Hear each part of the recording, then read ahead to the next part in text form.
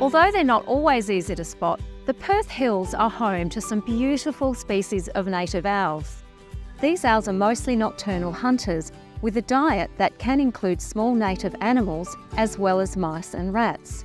Their eyesight and hearing is far better than ours, and their remarkable ability to swoop silently, aided by their noise-cancelling feathers, makes them stealthy predators.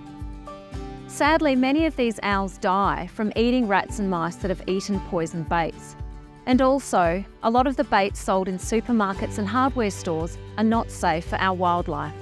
Poisoning from rodenticides is a growing concern for vulnerable owl populations, but also for pets and other local wildlife. It's very difficult for vets to save pets and wildlife that have been exposed to these types of poisons. Staff at the Kenyana Wildlife Rehabilitation Centre see many cases of poisoned owls and other native mammals each year. So how can we deal with rats and mice effectively without harming owls, pets and other wildlife?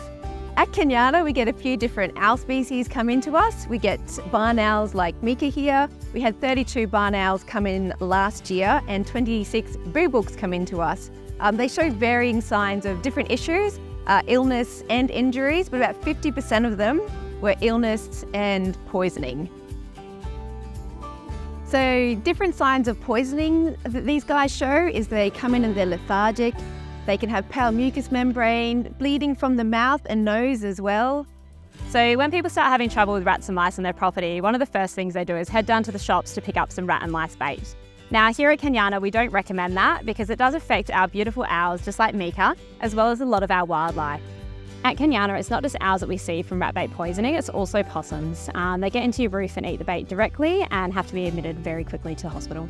Now, there's a lot of ways that you can prevent rats and mice from being on your property and reducing those numbers. Some of the simple things is keeping your property nice and clean, nice and tidy, getting rid of any nesting sites for rats and mice, as well as if you've got aviaries or chickens, keeping those enclosures nice and tidy actually reduces the food for the rats and mice. Another important thing that you can do is if you hear scratchings around in your roof, use the live catch traps to catch anything that's in there, remove them and ID them, and then block any access points to your roof so nothing else can get in there.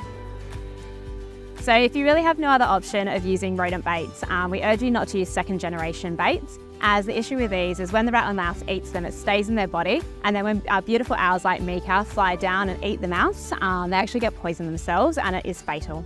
First generation poisons are preferred as they have less impact on our native wildlife, and if you'd like to learn more, you can jump on our website and you can download our brochure, Pest Control and Wildlife. So if we can all remember to think twice when controlling rats and mice and choose wildlife-friendly alternatives, and that will keep our owl populations thriving.